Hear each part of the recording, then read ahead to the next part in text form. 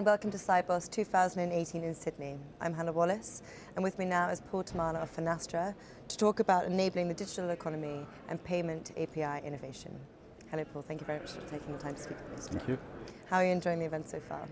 I think it's great actually. I think it's one of the most vibrant, energetic Siboses I've been to. It's been great. Yes, likewise. And now, of course, innovation is at the top of the agenda, but honing in on payments, what trends are you seeing around innovation? This year, it's all going to be about APIs, and then most of the conversation is about APIs and microservices. How can I start to become agile?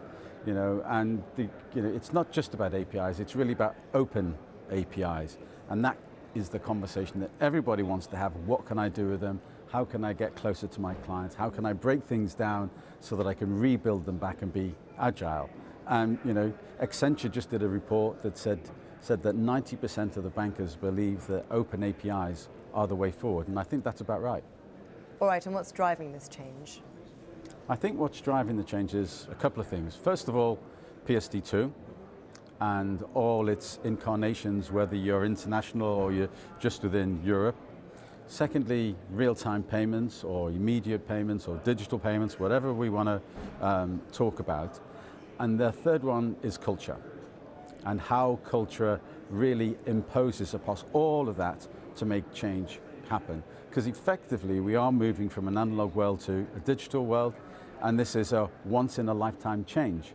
So trying to get it right, trying to understand what to do is pretty tough. So going back to a solution for this in many ways is this notion of open APIs and microservices. That in its own right needs the culture to be in place. The others are the driving forces that are pushing it forward. Fantastic. And finally, what can banks do to remain competitive in this payments race, as it were? I think one of the things that banks really need to do is to get to a current platform.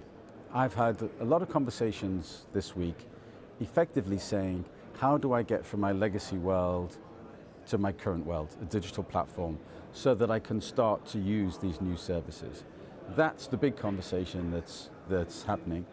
We all know there's a lot of legacy, a lot of technical debt, and everyone knows that the future is going to be based around APIs and microservices. The journey to get there is the big thing. Once you get there, you can start to move forward.